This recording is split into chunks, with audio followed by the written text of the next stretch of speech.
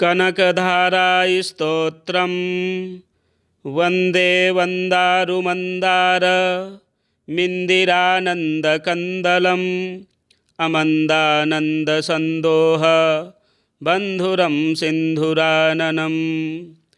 अङ्गं हरेः पुलकभूषणमाश्रयन्ति भृङ्गाङ्गनेव मुकुलाभरणं तमालम्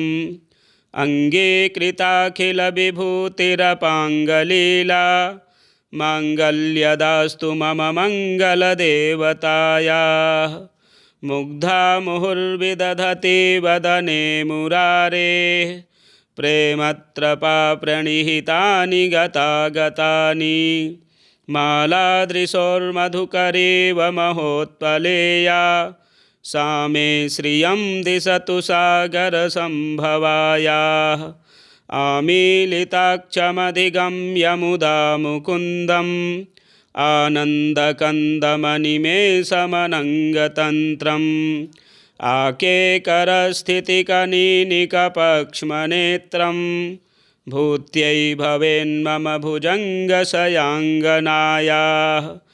वाहवन्तरे मधुजितः श्रितकौस्तुभेया हारावलीव हरिनीलमयी विभाति कामप्रदा भगवतोऽपि कटाक्षमाला कल्याणमावहतु मे कमलालयायाः कालाम्बुदालिललितो रसिकैटभारे धाराधरे स्फुरति या तडिदङ्गनेव मातुः समस्तजगतां महनीयमूर्तिः भद्राणि मे दिशतु भार्गवनन्दनायाः प्राप्तं पदं प्रथमतः खलु यत्प्रभावान् माङ्गल्यभाजि मधुमाथिनि मन्मथेन मय्यापतेत्तदिह मन्थरमीक्षणार्धं मन्दालसञ्चमकरालयकन्यकायाः विश्वामरेन्द्रपदविभ्रमदानदक्षम् आनन्दहेतुरधिकं मुरविद्विषोऽपि ईशन्निषेदतु मयि क्षणमीक्षणार्ध मिन्दीवरोदरसहोदरमिन्दिरायाः इष्टाविशिष्टमतयोऽपि यया दयार्द्र दृष्ट्या त्रिविष्टपपदं सुलभं लभन्ते दृष्टिः प्रहृष्टकमलोदरदीप्तिरिष्टां पुष्टिं कृषिष्ट मम पुष्करविष्टरायाः दद्याद्दयानुपवनो द्रविणाम्बुधारा मस्मिन्न किञ्चन विहङ्गशिशौ विषण्डे दुष्कर्मघर्ममपनीय चिराय दूरं नारायणप्रणयनीनयनाम्बुवाहः धीर्देवतेति गरुडध्वजसुन्दरीति शाकम्भरीति शशिशेखरवल्लभेति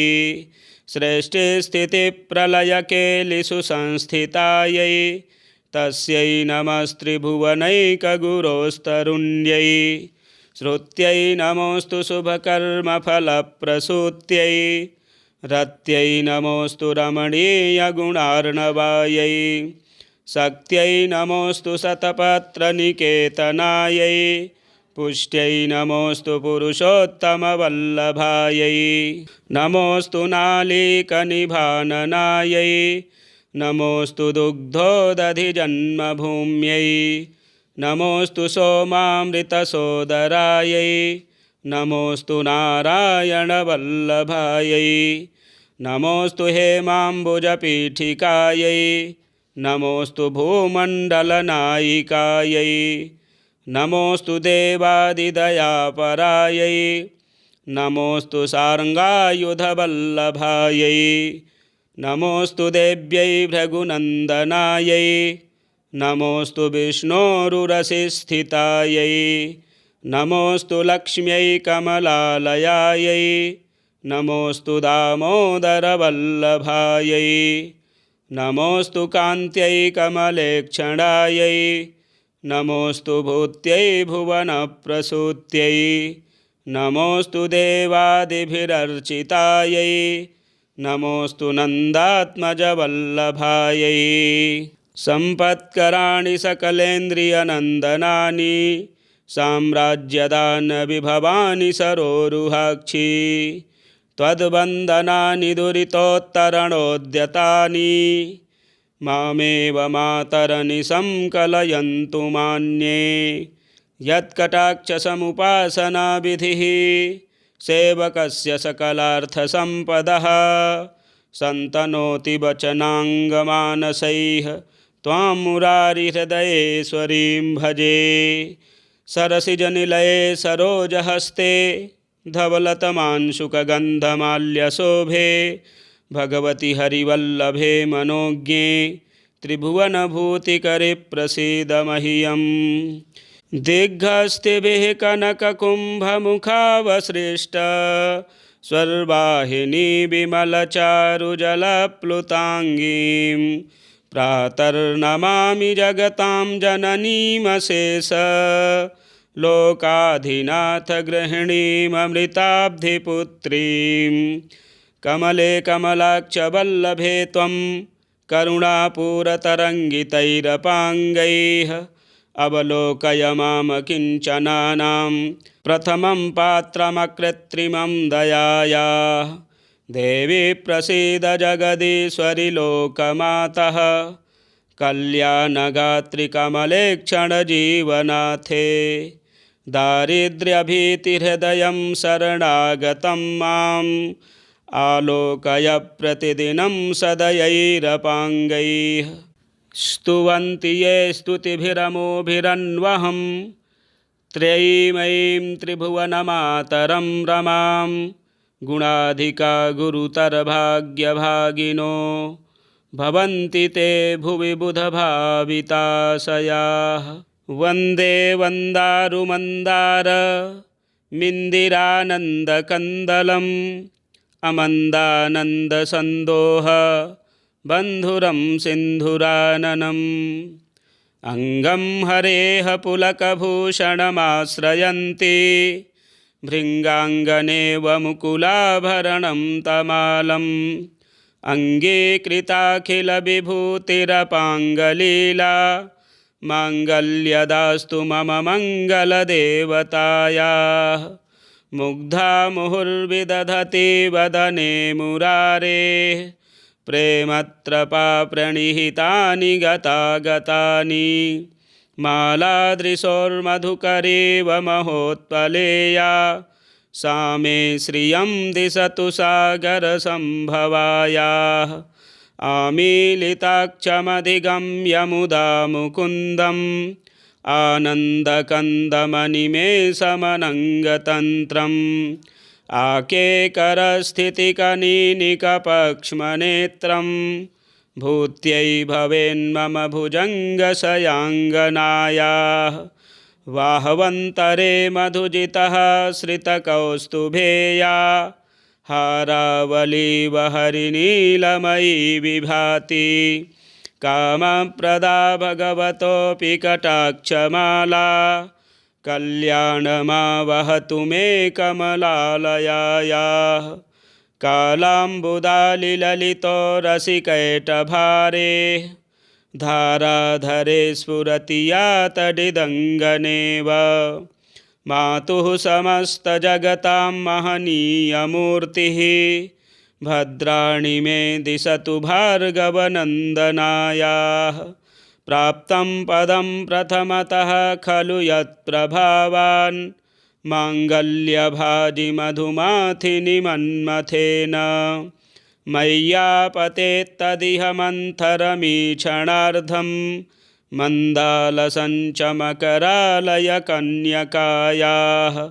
विश्वामरेन्द्रपदविभ्रमदानदक्षम् आनन्दहेतुरधिकं मुरविद्विषोऽपि ईशन्निषीदतु मयि क्षणमीक्षणार्ध मिन्दिवरोदरसहोदरमिन्दिरायाः इष्टाविशिष्टमतयोऽपि यया दयार्द्र दृष्ट्या त्रिविष्टपपदं सुलभं लभन्ते दृष्टिः प्रहृष्टकमलोदरदीप्तिरिष्टां पुष्टिं कृषिष्ट मम पुष्करविष्टरायाः दद्याद्दयानुपवनो द्रविणाम्बुधारा मस्मिन्न किञ्चन विहङ्गशिशौ विषण्डे दुष्कर्मघर्ममपनीय चिराय दूरं नारायणप्रणयनीनयनाम्बुवाहः धीर्देवतेति गरुडध्वजसुन्दरीति शाकम्भरीति शशिशेखरवल्लभेति सृष्टिस्थितिप्रलयकेलिषु संस्थितायै तस्यै नमस्त्रिभुवनैकगुरोस्तरुण्यै श्रुत्यै नमोऽस्तु शुभकर्मफलप्रसूत्यै रत्यै नमोऽस्तु रमणीयगुणार्णवायै शक्त्यै नमोऽस्तु शतपत्रनिकेतनायै पुष्ट्यै नमोऽस्तु पुरुषोत्तमवल्लभायै नमोऽस्तु नालीकनिभाननायै नमोऽस्तु दुग्धोदधिजन्मभूम्यै नमोऽस्तु सोमामृतसोदरायै नमोऽस्तु नारायणवल्लभायै नमोऽस्तु हेमाम्बुजपीठिकायै नमोऽस्तु भूमण्डलनायिकायै नमोऽस्तु देवादिदयापरायै नमोऽस्तु सार्ङ्गायुधवल्लभायै नमोऽस्तु देव्यै भृगुनन्दनायै नमोऽस्तु विष्णोरुरसिस्थितायै नमोऽस्तु लक्ष्म्यै कमलालयायै नमोऽस्तु दामोदरवल्लभायै नमोऽस्तु कान्त्यै कमलेक्षणायै नमोऽस्तु भूत्यै भुवनप्रसूत्यै नमोऽस्तु देवादिभिरर्चितायै नमोऽस्तु नन्दात्मजवल्लभायै सम्पत्कराणि सकलेन्द्रियनन्दनानि साम्राज्यदानविभवानि सरोरुहाक्षी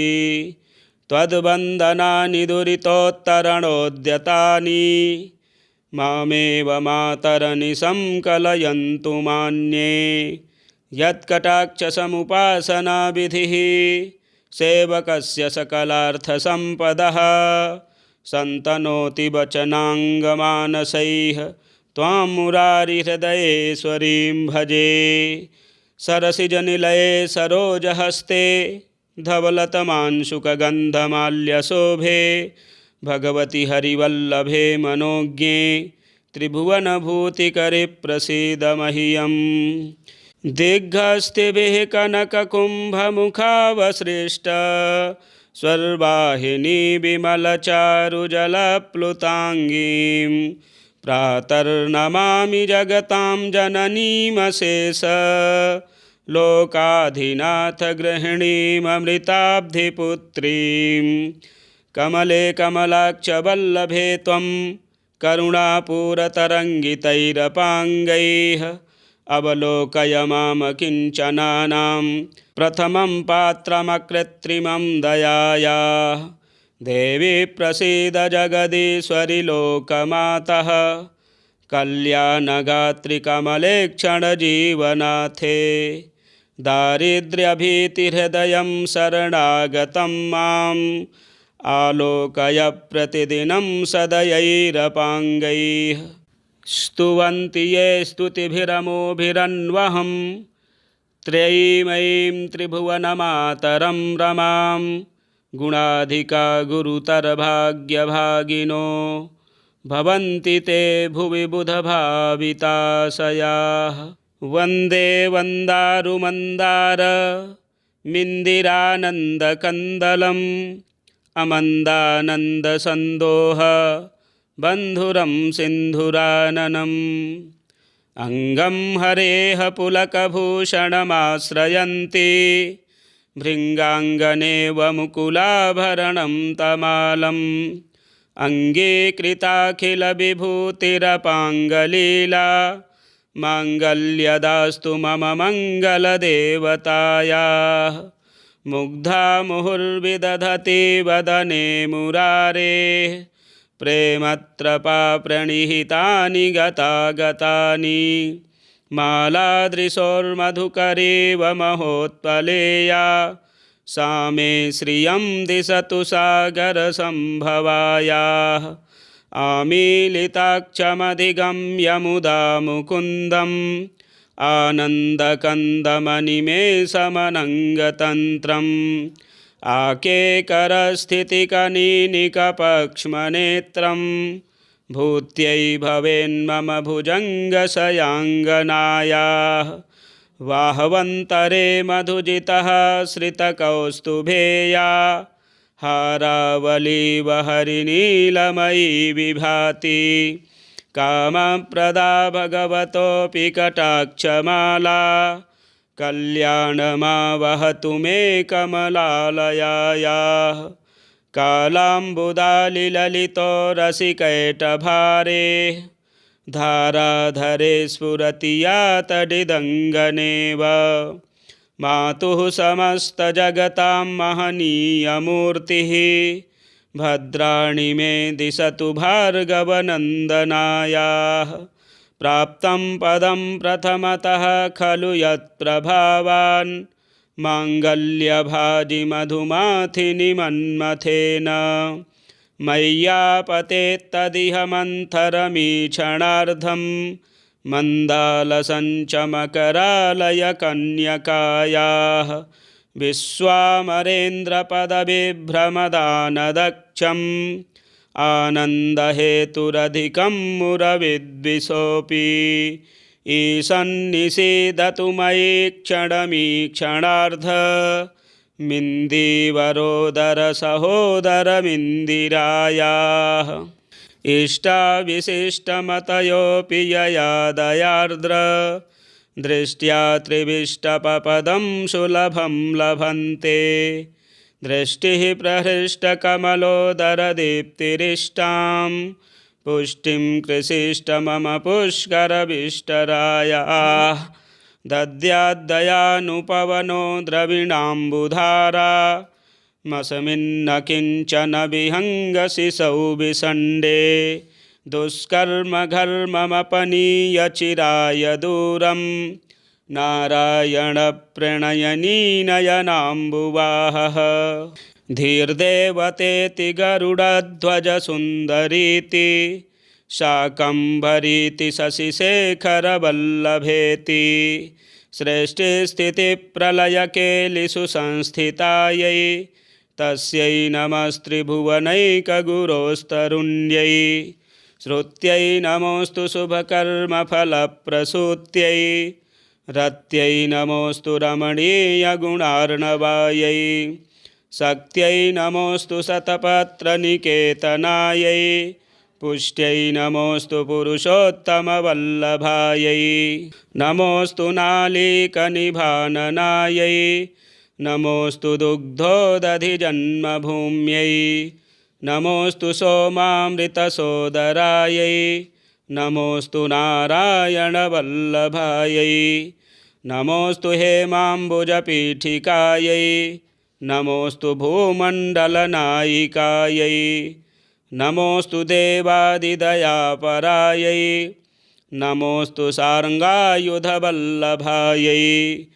नमोऽस्तु देव्यै भृगुनन्दनायै नमोऽस्तु विष्णोरुरसिस्थितायै नमोऽस्तु लक्ष्म्यै कमलालयायै नमोऽस्तु दामोदरवल्लभायै नमोऽस्तु कान्त्यै कमलेक्षणायै नमोऽस्तु भूत्यै भुवनप्रसूत्यै नमोऽस्तु देवादिभिरर्चितायै नमोऽस्तु नन्दात्मजवल्लभायै सम्पत्कराणि सकलेन्द्रियनन्दनानि साम्राज्यदानविभवानि सरोरुहाक्षी त्वद्वन्दनानि दुरितोत्तरणोद्यतानि मामेव मातरनिशं कलयन्तु मान्ये यत्कटाक्षसमुपासनाविधिः सेवकस्य सकलार्थसम्पदः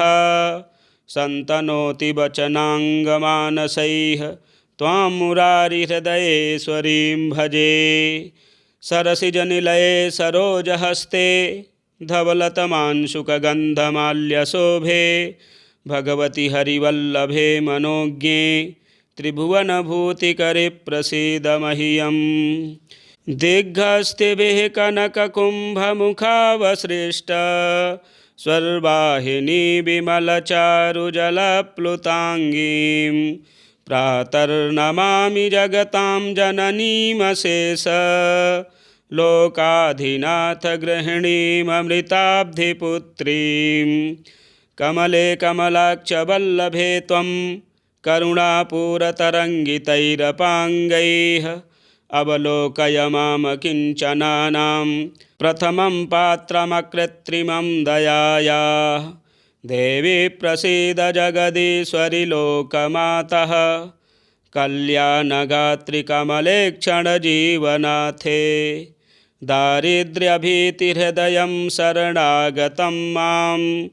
आलोकय प्रतिदिनं सदयैरपाङ्गैः। स्तुवन्ति ये स्तुतिभिरमोभिरन्वहं त्रयीमयीं त्रिभुवनमातरं रमां। गुणाधिका गुरुतरभाग्यभागिनो भवन्ति ते भुवि बुधभाविताशयाः। श्रीमत्शङ्कराचार्यविरचितं कनकधारा स्तोत्रं सम्पूर्णम्।